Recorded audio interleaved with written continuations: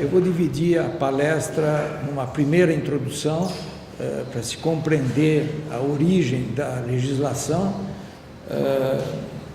Digamos, vou estar falando em torno de 1901, 1915, e depois, no após-guerra, alguns dados essenciais do após-guerra e, finalmente,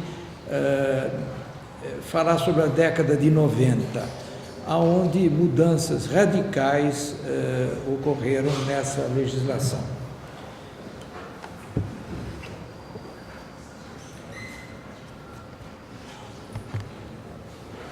Os primeiros anos deste fim do século XX são, na Holanda, um período de grande crescimento econômico. Vocês têm que se lembrar que a Holanda sempre foi um país particularmente rico. No século XVII, era um dos países certamente mais ricos da Europa. Há magníficos livros sobre o período áureo da Holanda.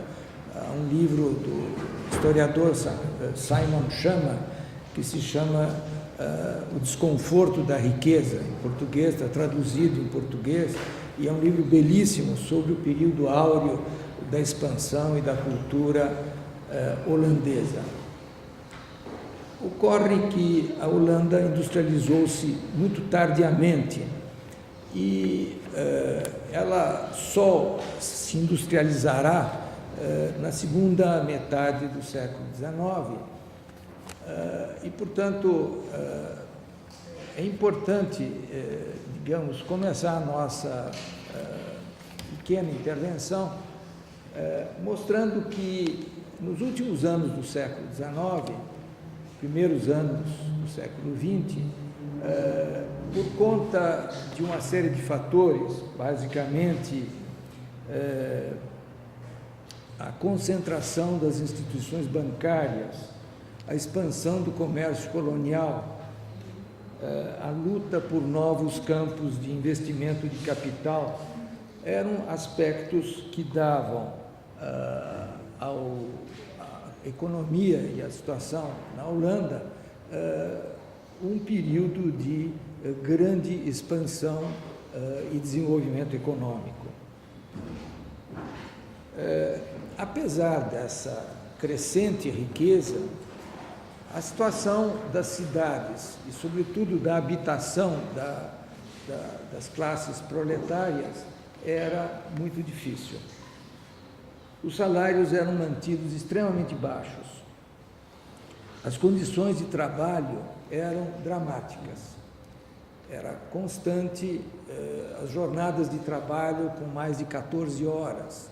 No porto de Rotterdam, trabalhava-se frequentemente 30, 40, 60 horas ininterruptas para o descarregamento dos navios. Nessas condições, a classe operária vivia em condições extremamente difíceis. Eram frequentes as construções em alcova. Em holandês, essa palavra realmente significa o que para nós significa, ou seja, habitações sem ventilação, geminadas lado a lado, fundo a fundo, que eram criadas por investidores privados, especuladores, que tiravam grandes lucros dessas habitações. Porões úmidos, áreas encurtiçadas eram extremamente frequentes. Nessas condições,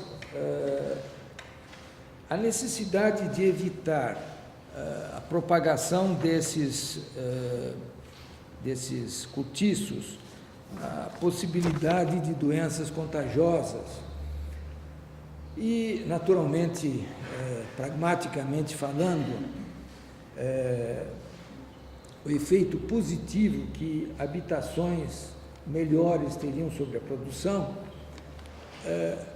a presença do Partido Social-Democrata holandês, que entra no parlamento em 1894, a presença de uma burguesia liberal progressista E a preocupação com as condições sanitárias gerais levaram a que o parlamento votasse em 1901 uma lei que se chama Wohnungswert.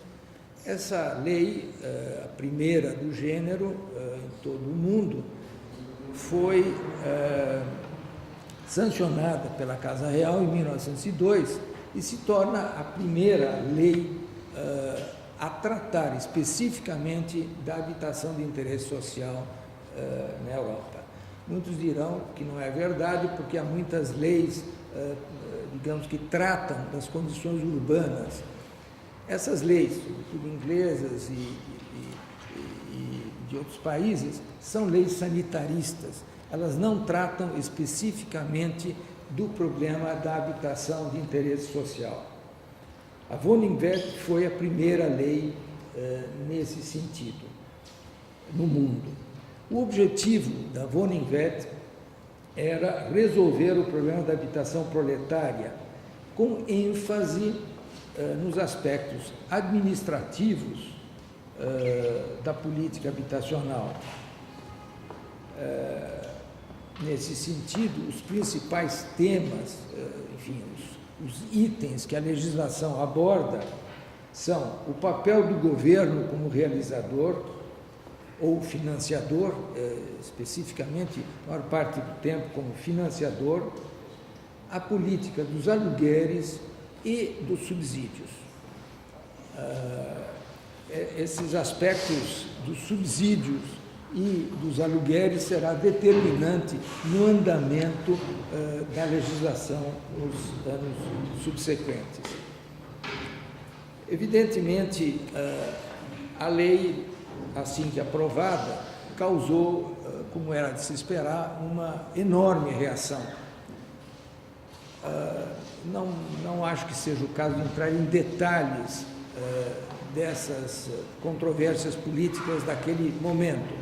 No entretanto, é importante lembrar dois aspectos. Primeiro, que para a burguesia local e, sobretudo, para as administrações locais, a legislação que permitia ao Estado desapropriar para a construção de habitações, permitia transformar propriedades privadas em propriedades públicas. A intervenção em administrações locais, acostumadas a gerir seus próprios negócios, foi um impacto muito grande.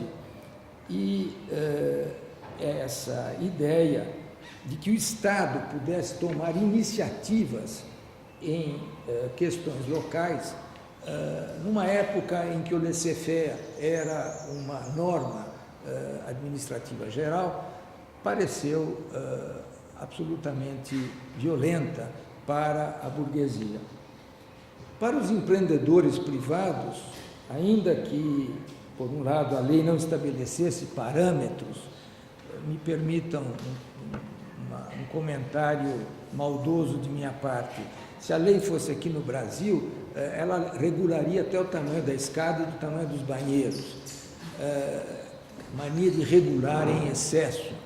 Na Holanda, isso não ocorre. A lei, digamos, especificamente, não estabelecia aspectos qualitativos, mas, de certa forma, os empreendedores privados se sentiram extremamente limitados na sua liberdade, porque existia uma cláusula na lei tal como aprovada em 1901 que limitava o valor dos aluguéis, não em função do valor investido efetivamente, mas ao montante, ou digamos, em função do tamanho das residências, em função do tamanho da família, e essa lei, digamos, o valor dos aluguéis era estabelecido, digamos, por uma comissão. Isso, evidentemente, chocava enormemente os empreendedores. Mas, veja, esses aspectos, nesse momento, tiveram pouca importância, porque o Estado, de fato, não pretendia, naquele momento, investir pesadamente em habitação e os resultados nos primeiros anos foram relativamente modestos. No entretanto, a lei foi sendo modificada, ela foi sendo aperfeiçoada ao longo dos anos e acabou tendo uma série de consequências positivas que a tornaram um paradigma para todos os países. Por um lado, permitiu aos industriais obter recursos para construir habitações para seus próprios operários, através de cooperativas habitacionais sem fins lucrativos, que obtinham financiamento do Estado. Nesse sentido, o industrial se via, digamos, em condições de financiar habitações sem descapitalizar-se. Mas os maiores benefícios, e a longo prazo, vieram porque não só abriu as portas a uma intervenção mais ativa do Estado na política habitacional, num momento em que se entendia que o Estado deveria abster-se de intervir na vida social local, seja porque consolidou a necessidade de planejar a longo prazo. Não que o Estado holandês não tivesse sido sempre, sistematicamente planejado. Um Estado, um território artificial, um território conquistado, extremamente delicado na sua estabilidade geográfica, o Estado sempre foi planejado, né? No entretanto, a lei estabelecia que toda cidade com acima de 10 mil habitantes deveria ter um planejamento urbano. Esse planejamento tem um sentido que talvez em português fosse melhor traduzir por desenho urbano, ou seja, não só devia se planejar,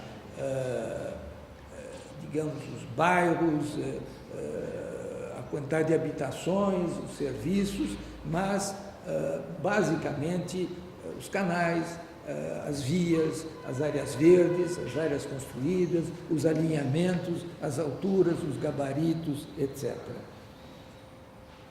Acessos, ruas, espaços construídos e fechados deveriam fazer parte do plano, ou seja, nós estamos falando de desenho urbano no sentido mais complexo da palavra. Amsterdã foi a primeira cidade que se apressou em aplicar a Woningbouw para a ampliação da área sul da cidade, num largo trecho entre os rios Schinkel e Amstel. O arquiteto Berlage foi encarregado de preparar esse plano, que foi aceito e aprovado pela municipalidade em 1907.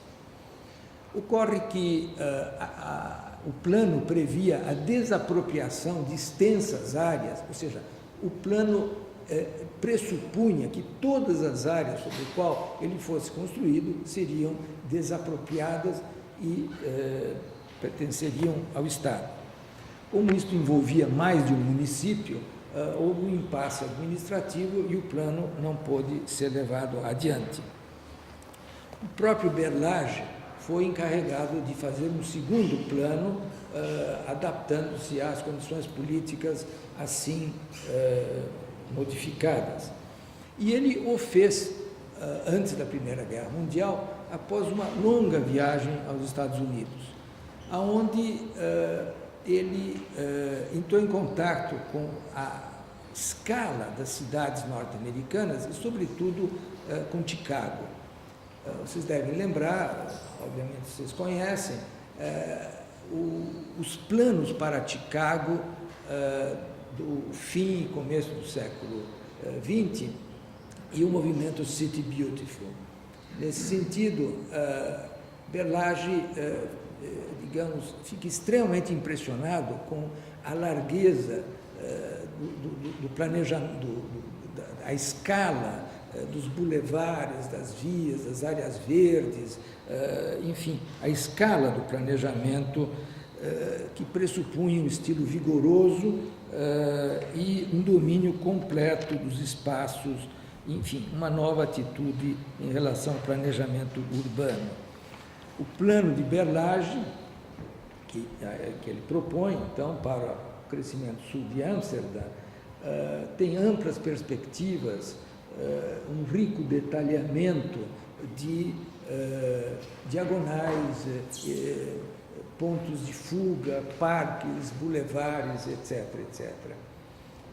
E nesse plano já consta aquilo que o professor Nestor mencionou muito rapidamente, que é o processo pelo qual a terra é cedida, então, às empresas imobiliárias, cooperativas habitacionais sem fins lucrativos, por enfiteuse. Eu preciso explicar, enfim, para quem não conhece os termos, o que é enfiteuse? É um aforamento, isto é uma cessão do imóvel que confere ao comprador, ou, enfim, ao possuidor do imóvel, um direito real. Ele possui, de fato, o imóvel, que pode ser alienado, vendido, transmissível por herança, mediante duas obrigações. Primeira, pagar um foro anual. Podíamos chamar isso de pagar o IPTU todo mês. Mas, e aí vem o problema importante, a obrigação de não deteriorá-lo. Ou seja, o Estado se vê na condição de proprietário por enfiteuse, com a capacidade de manter o território em boas condições, não apenas estéticas, físicas, de saneamento, mas com um controle sobre a deterioração do território. Isso é extremamente importante porque, com isso, o Estado se reserva o direito de controlar aquilo que vai financiar, né, através da Wohnungswert, e, por outro lado, através da enfiteuse, o controle sobre o território. Quer dizer, é um planejamento que confere diretrizes perfeitamente claras ao crescimento e, por outro lado, controla a deterioração ou o desenvolvimento histórico do tecido assim construído. É claro que, naturalmente, novas e mais complexas legislações, os arquitetos holandeses se queixam, acho eu com razão, mas enfim, se queixam, de que há um excesso de regulações, que logo depois criou-se, em 1915, uma comissão de estética que deveria controlar esses processos. Novas normas foram criadas em 1922, através de um código de edificações, esse sim estabelecendo normas sanitárias de vários tipos, etc. Não é? Mas o que eu quero dizer com isso é que todo este conjunto de legislações, sobretudo a Wohnungswert, que permite o financiamento e, portanto, ou não financiamento, bem entendido, portanto, a diretriz de crescimento da cidade, o controle sobre o território e a enfiteuse, que permite a não deterioração desse território. Essas duas medidas instaladas já no plano de Berlage, que foi finalmente aprovado e posto em execução logo imediatamente após ser apresentado em 1915, dão a esses instrumentos um particular interesse.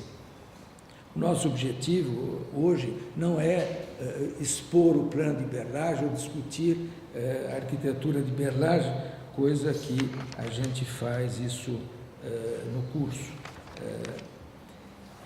O que eu queria mencionar é que a lei permite ao Estado, ao longo dos anos, intervir mais ativamente ou abstrair-se ou, digamos, permitir que os investimentos das cooperativas assumissem, digamos, a dinâmica. Nos anos de guerra, por exemplo, estou me referindo à Primeira Guerra Mundial, anos em que a Holanda permaneceu neutra e que permitiram um desenvolvimento econômico bastante acentuado, a legislação seguiu de forma normal. No entretanto, imediatamente após a Primeira Guerra Mundial, como é conhecido por todos, houve uma crise econômica de grandes proporções. E o Estado, então, passa a ele intervir no mercado, financiando e tomando a iniciativa de criar, digamos, habitação sob direta atuação do Estado. Pouco a pouco, à medida que a crise diminui, nos anos, logo no começo da década de 20, o Estado diminui os subsídios, diminui a sua intervenção, de maneira que se pode dizer que, se durante a guerra, nos anos de crise, depois da guerra, nos anos de crise, o governo interviu mediante subsídios, depois da crise, gradualmente, o governo foi diminuindo os subsídios e, consequentemente, permitiu que os aluguéis voltassem em direção ao preço de mercado. É claro que os anos subsequentes são anos, digamos, em que se restabelece as condições econômicas e até o começo da Segunda Guerra Mundial se pode dizer que a lei, digamos, permaneceu em vigor, com algumas alterações, evidentemente. A crise de 29 traz, obviamente, problemas a uma economia essencialmente voltada ao comércio internacional, portanto, uma crise na Holanda semelhante à de outros países europeus, a desemprego, enfim. De qualquer forma, o financiamento se altera levemente nesses anos, a classe média ganha uma certa presença maior, mas, essencialmente, a lei e os instrumentos de controle sobre o território permanecem válidos. Como vocês sabem, a Holanda foi ocupada de forma extremamente brutal durante a Segunda Guerra Mundial e, desde o início, obviamente, por uma série de razões, a principal é o controle da saída do Reno através do controle do porto de Amsterdã, de Rotterdam. As destruições causadas pela Segunda Guerra Mundial foram particularmente intensas, foram extremamente duras para a Holanda. Não vou entrar em detalhes sobre esse período, mas dizer que, basicamente, os mesmos instrumentos, de novo, com pequenas modificações, com ajustes necessários à condição de crise do após-guerra, permitiram que o planejamento seguisse, digamos, utilizando esse instrumental de controle da terra, dos financiamentos e dos subsídios.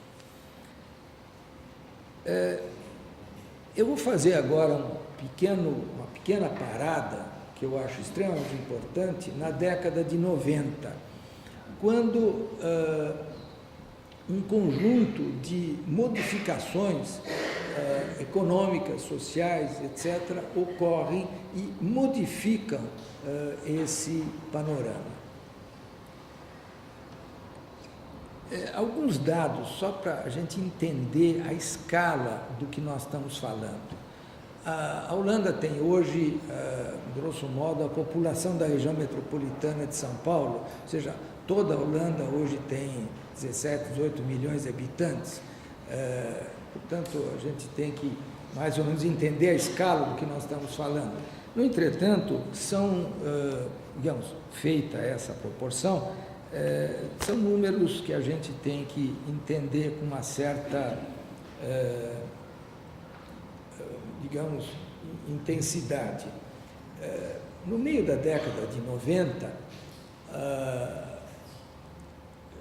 só para a gente ter ideia do que eu estou falando, se a gente tomasse os 10 anos anteriores, ou seja, fosse a 1986, por exemplo,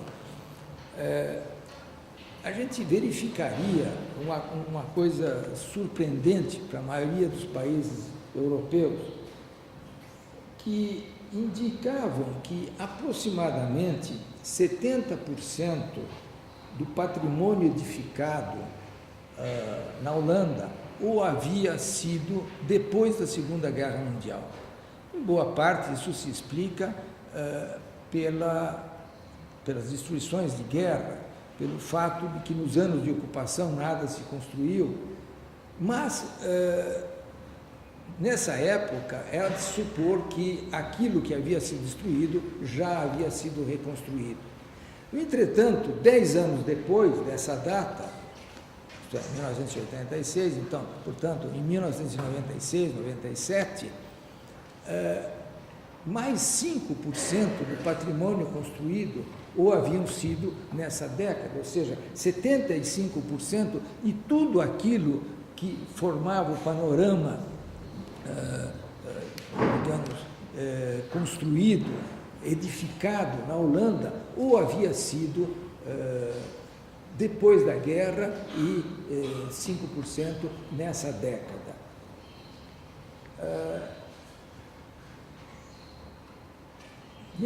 Nessas circunstâncias, a densidade populacional de certos trechos da Holanda é comparável à japonesa. Sem grandes detalhes geográficos, existe uma meia-lua ocidental na Holanda, que é conhecida como Randstad, que é composto por uma sequência de cidades, Utrecht, Amsterdã, o aeroporto Schiphol, Den Haag, Delft, Rotterdam, Haarlem, né? Essa meia-lua ocidental da Holanda tem uma densidade de ocupação próxima à japonesa e cresce de tal maneira rápida que as tradicionais formas de cidade, campo, obviamente a essa altura desapareceram. O contínuo, a dispersão nessa região é absolutamente completa nesse ritmo de crescimento. Nenhuma outra cidade europeia teve um crescimento dessa natureza, dessa velocidade, com essa intensidade. Distritos novos, cidades novas, Almer, por exemplo, foram construídas sobre a tábula rasa dos polders. Evidentemente, esse crescimento se explica por muitas razões. Primeiro, as destruições de guerra, obviamente. Segundo, as migrações. Bom, desculpe, continuando. Como em todos os países, o após-guerra traz uma grande quantidade de casamentos e uma baby boom generation, totalmente proporcional, mas evidentemente ela existe. Há um crescimento demográfico natural nesse sentido, mas também por imigração. a perda das colônias que ocorre após a Segunda Guerra Mundial em todo o mundo, trará para a Holanda migrantes, não apenas das ex-colônias, mas também do norte da África. Bairros inteiros são ocupados por populações migrantes. A tradição de receber imigrantes é muito antiga na Holanda, extraordinariamente liberal nesse sentido. Dos huguenotes aos judeus portugueses, aos perseguidos políticos, a Holanda sempre foi um país que recebeu os migrantes de uma forma extremamente generosa e, digamos, adequada. Nesse sentido, esse crescimento, essa demanda por novas habitações também tem que ser entendida nessas condições. Além disso, há um fenômeno pós-bélico extremamente importante, que é o incremento da mobilidade, que implicou na construção de novas autoestradas, novas ferrovias, novas conexões, redes de infraestrutura que são hoje visualmente muito significativas, muito determinantes no panorama holandês. Essa meia-lua que eu descrevi antes, o Randstad, está particularmente denso, relativamente congestionado desse ponto de vista.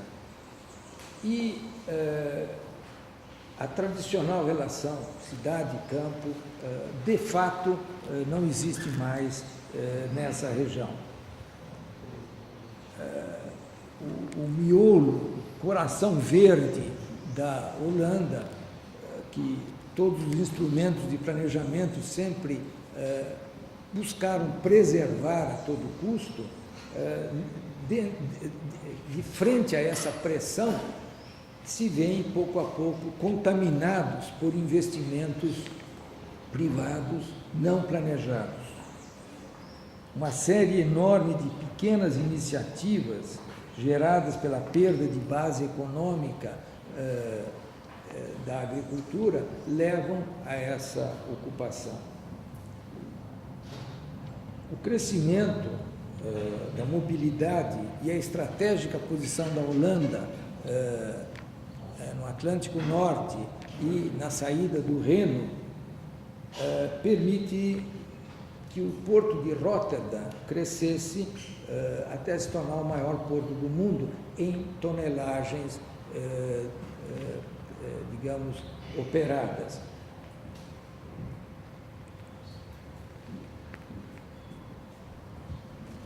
Eu queria apenas relatar que tudo isso ocorreu numa sociedade autodisciplinada, com uma elevada capacidade de solidariedade coletiva, que acabaram gerando um considerável crescimento, uma considerável prosperidade, que gerou, apesar destas circunstâncias todas, uma sociedade extremamente rica em infraestrutura e rede de equipamentos sociais. No entretanto, acabaram gerando, sem entrar em detalhes da estrutura política, mas o que se pode dizer é que acabaram gerando uma mudança cultural muito radical nos últimos anos. Como eu disse, não apenas pela unificação europeia, pela presença de uma moeda comum, mas por fenômenos econômicos, políticos e culturais que eu me permitiria usar a palavra globais. Certamente temos dois colegas holandeses que vão questionar essa posição, mas, e justamente estamos aqui para criar uma polêmica, eu acho que após a gestão, digamos, bastante polêmica da senhora Margaret Thatcher, posições liberais assumiram um forte componente nas administrações europeias. E por isso me detive na década de 90, o Estado deixou de subsidiar as habitações públicas como vinha sendo feito desde 1901. A criação da Woninwet, de certa forma, é anulada, porque o Estado deixa de subsidiar, a partir de 1994, todo o processo, todas as habitações. De um só golpe, foram quitadas todas as dívidas de todas as empresas públicas habitacionais. Porém, se elas quiserem continuar operando no mercado, elas deverão fazê-lo por conta própria, ou seja, por conta do mercado. Ou seja, elas deverão estar ativamente respondendo às forças do mercado. Ora, ao tomar essa iniciativa, em 1994, o Estado se priva de um importante e extraordinariamente eficiente instrumento de planejamento. Precisamente no momento, no começo da metade da década de 90, em que mais 1 milhão de habitações estava sendo prevista para ser construído. Ou seja, exatamente entre 800 mil e 1 milhão de novas habitações estavam previstas para serem construídas entre 1994 e 2005. Nessa situação, o mercado, as forças do mercado, serão o fator decisivo nessa produção residencial. É evidente que o mercado age de forma diferente àquilo que o Estado planejava. Se o Estado tinha o controle sobre um território precário, se dirigia os investimentos para as áreas de renovação portuárias, as áreas deterioradas ou obsoletas por transformações no transporte marítimo, evidentemente não é exatamente isso que o mercado deseja. O mercado deseja o jardim na frente, o jardim atrás, a casa isolada, a dispersão urbana. É isso que o mercado deseja. Quer dizer, como as cooperativas habitacionais reagirão frente às forças do mercado? Atendendo o mercado ou não sobreviverão? Essa é a grande questão que se coloca nesse momento. Se a gente considera o preço crescente da terra, o custo que exige a preparação, os novos conjuntos habitacionais deveriam ser densos, altos, high-rise, high-densities, em áreas brownfield, ou seja, em áreas de renovação de construções existentes. Mas será isso que o mercado deseja? Claramente não, evidentemente não. A construção de todas essas habitações deverá supor, sem dúvida, uma mudança drástica no aspecto dos Países Baixos. Vejam, os urbanistas, geógrafos holandeses prepararam, em consequência disso, um mapa, o mapa dos Países Baixos, onde regularmente se anotam os investimentos privados que estão sendo feitos. E o resultado é profundamente alarmante. Quer dizer, esse território tão escasso, tão sensível, tão difícil, tão caro, está sendo, obviamente, dilapidado. O mapa mostra claramente que permanece existindo a necessidade de coordenação entre todas essas iniciativas. Eu não acho que vale a pena mencionar que tipo de arquitetura essas intervenções estão gerando, mas apenas concluir com algumas observações referentes a 2010, 2011, ou seja, a situação hoje. Há uma crise financeira global a partir de 2008, que a Holanda sofre. Há uma recessão econômica e, evidentemente, a pressão por construção de novas habitações diminuiu. Os poucos projetos ainda em andamento hoje na Holanda se deparam com grandes dificuldades de obter financiamento pela sua inviabilidade financeira. Hoje, quase metade dos arquitetos está desempregada. A outra metade luta para sobreviver buscando trabalhos em áreas públicas, como escolas, museus, galerias, saúde, infraestrutura, coisas desse tipo. Além disso, os arquitetos na Holanda estão encontrando mudanças fundamentais na maneira de projetar. A sociedade holandesa, como um todo, está envelhecendo. É uma sociedade que se torna grey, se torna, digamos, mais de maior idade ao longo dos anos.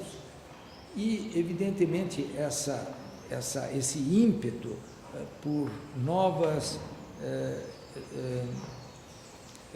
famílias, por famílias estendidas ou expandidas, que predominou nos anos passados, evidentemente é menor nesse momento e pareceria, ou, digamos, daria a impressão de que se havia chegado a um topo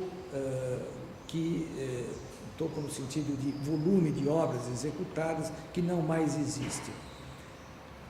A nossa posição é a de que isso é um momento passageiro. Ao longo da história, a Holanda passou por crises até maiores que mostraram recuperações intensas e vibrantes nos anos posteriores. Portanto, resta a pergunta que eu acho bastante complexa de responder, de como o Estado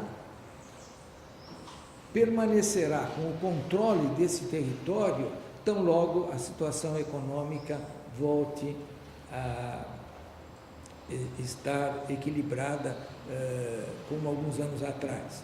A crise econômica em 2008 talvez seja muito intensa, porém, como muitas crises, poderá durar mais anos, menos anos, mas ela será resolvida e a Holanda voltará a crescer, dada as qualidades essenciais de solidariedade, de,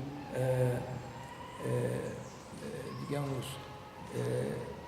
trabalho sério. A vocação calvinista da Holanda lhe permitirá, sem dúvida, superar essa crise. E, portanto, a pergunta fica com que instrumentos controlar o crescimento tão logo essa crise seja superada. É uma pergunta não ao público, mas aos nossos colegas holandeses que talvez possam explicar melhor com que instrumentos o Estado dispõe hoje. Essa é a grande pergunta que nós fazemos para a experiência holandesa nesse momento. Muito obrigado.